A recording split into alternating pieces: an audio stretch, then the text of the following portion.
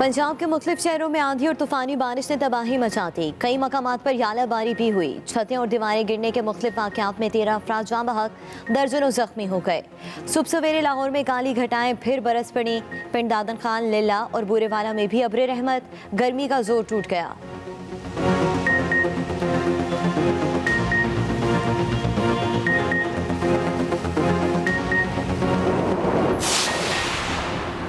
Opposition तनकीद करने की बजाय मुल्की तरक्की के लिए रोड मैप दे। ये कैसा इत्तेहाद है जो इनकी ज़ात के गिर्द घूम रहा है।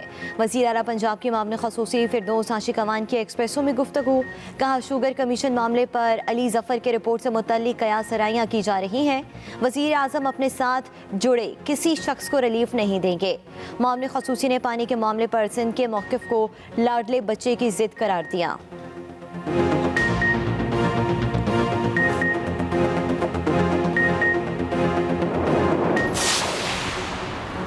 कोरोना का जोर कम होने लगा। 24 घंटे में 1771 नए केसेस रिपोर्ट। मुस्बत केसेस की शरह 3.71% रही। वबा ने मजीद 71 जानें ले ली। मजमूई अमवात 20,850 हो गई।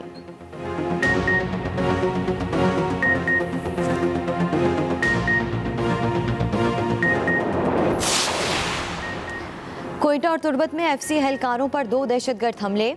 फायरिंग के तबादले में 5 दहशतगर्द हलाक, 8 जख्मी। ISPR के मुताबिक दहशतगर्दों की फायरिंग से FC के 4 जवान शहीद और 6 जख्मी हो गए।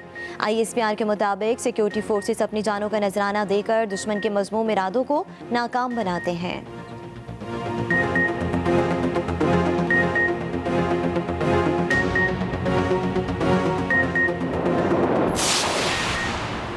वज़ीर आज़म इमरान खान आज कोयटा और ज़ियारत का दौरा करेंगे। कमांडेंट स्टाफ कॉलेज कोयटा और ज़ियारत में कायदे आज़म रेजिडेंसी भी जाएंगे।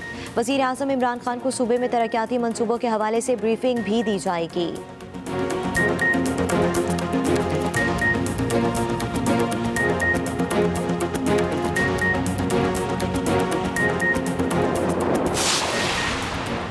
ज़िला इंतज़ामिया का न्यू कराची नाले के खिलाफ तजावुज़ात के खात्मे का फैसला। डिप्टी कमिश्नर सेंट्रल ने रेंजर्स, पुलिस हुकाम और मुतल्लिका इंतज़ामिया को खत लिख दिया। ग्रैंड ऑपरेशन के लिए एंटी इंक्रोचमेंट पुलिस के एहलकार भी मांगे गए हैं।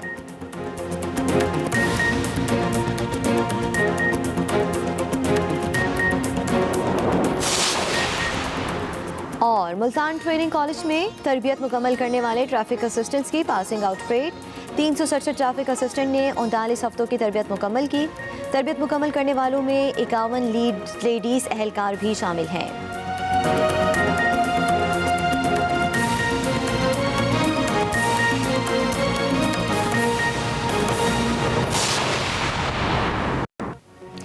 अस्सलामुअलैकुम। एक्सप्रेस न्यूज़ के साथ मैं हूं सदफ दुरानी। हेडलाइंस आपने जानी, अब तक के लिए इतना ही। मज़ीद खबरों और तफसीलात के लिए विजिट कीजिए हमारी वेबसाइट express.pk। इसके अलावा आप हमें फेसबुक और ट्विटर पर भी फॉलो कर सकते हैं। तो रहिए हर खबर से बाखबर एक्सप्रेस न्यूज़ के साथ।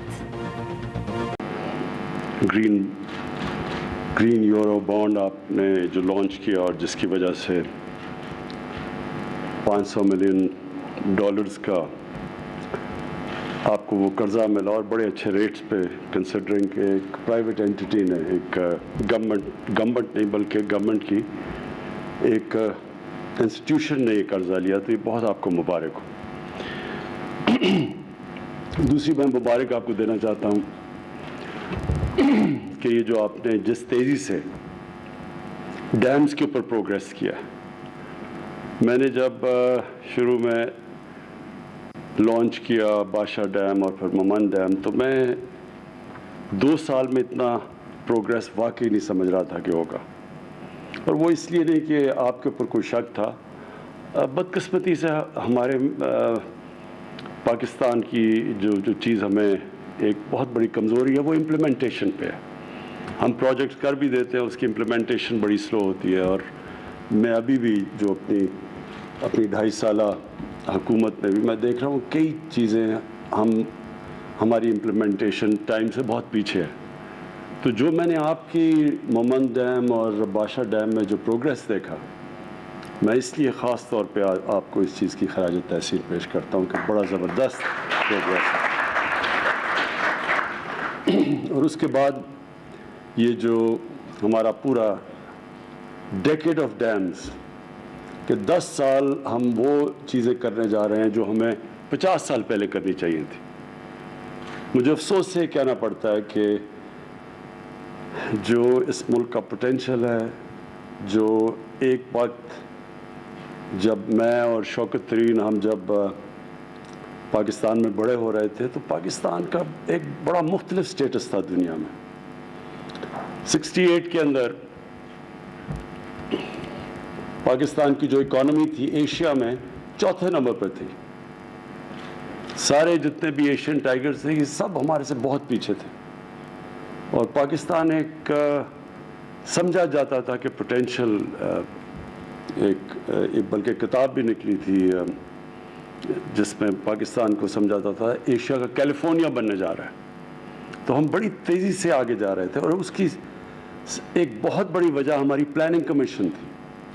پاکستان میں لانگ ٹرم پلاننگ ہو رہی تھی، اور تبھی بڑی بڑی جو 2 ڈیمز بنی وہ تبھی بنی کیونکہ ایک لمبی سوچ تھی، آگے جنریشنز کی سوچ تھی.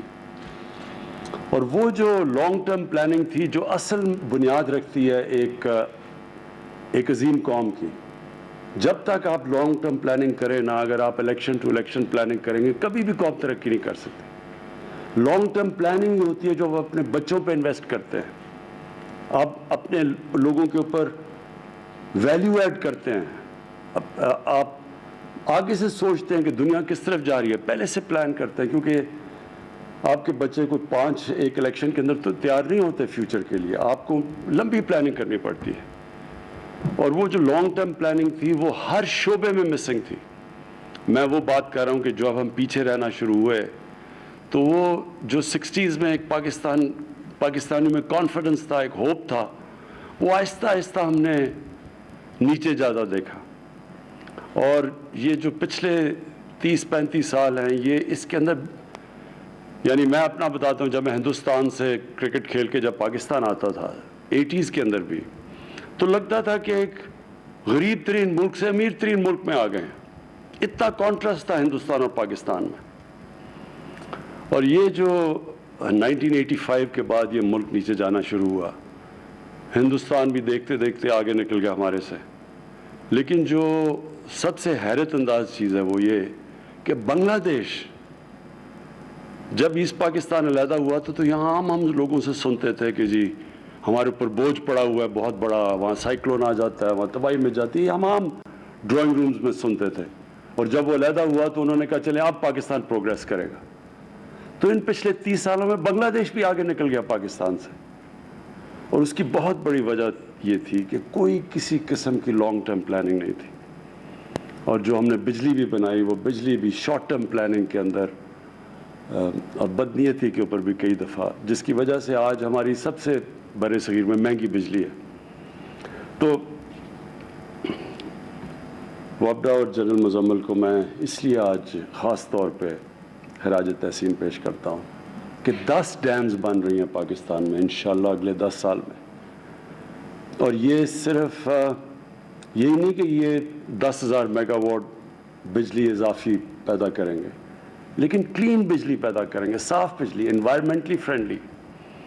پاکستان کی اس وقت ہمیں سب کو سوچنا چاہیے کہ ہمارا جو ملک ونربل ہے کلائمیٹ چینج سے، جو گلوبل وارمنگ سے پاکستان وہ 10 ملکوں میں سب سے زیادہ متاثر ہے. تو آج سے ہمیں اپنی آگے آنے والی نسلوں کا سوچنا چاہیے کہ ہم ان کے لیے کیا کیا قدم اٹھائیں تاکہ ان کی زندگی بہتر ہو. یہ نہ کہ ہم وہ پاکستان چھوڑ کے جائیں کہ ان کے لیے عذاب ہو پاکستان. تو اس کے اندر یہ کلائمیٹ چینج کو اوائڈ کرنے کے لیے، گلوبل وارمنگ کو اوائڈ کرنے کے لیے، اور پاکستان کی ہمارے گلیشیئرز کے اوپر جو اس کا ایفیکٹ آ رہا ہے ابھی بھی آ رہا ہے اور آئے گا اگر ہم نے یہ قدم نہ اٹھائے تو اس سے جو امپیکٹ پڑے گا پاکستان کی واٹر سیکیورٹی پہ اور سیکیورٹی پہ. تو اس کے لیے ایک تو یہ کلین انرجی جو یہ ڈیم سے ملے گی 10,000 میگا واٹ، اس کے علاوہ بھی پاکستان میں بہت پوٹینشیل ہے ہائیڈرو الیکٹریسٹی کا. لیکن دوسرا یہ جو ہم نے بڑا ایمبیشس ٹارگٹ ہے 10 ارب درخت لگانے کا. 1 ارب درخت ہم نے پختونخوا میں لگا دیے تھے 5 سالوں میں. پھر اب جو 2018 میں ہم نے بڑا ambitious program 10 billion tree tsunami کا کیا تھا، ابھی 1 ارب درخت پورے لگائے ہیں 2018 سے اب تک، جو کہ ابھی کمپلیٹ کیا ہم نے پچھلے دنوں میں، اور انشاءاللہ اب نرسریز کریٹ ہو گئی ہیں جس سے ہمیں اعتماد ہے کہ ہم 2023 تک ہم اس ملک میں 10 ارب درخت لگائیں گے، جو کہ بہت امپیکٹ ڈالے گا ہر طرح. اس کا بہت بڑا امپیکٹ پڑے گا ان علاقوں کے اندر لوگوں کی لائیولی ہوڈس پہ، اور ٹورزم پہ بہت بڑا امپیکٹ پڑے گا.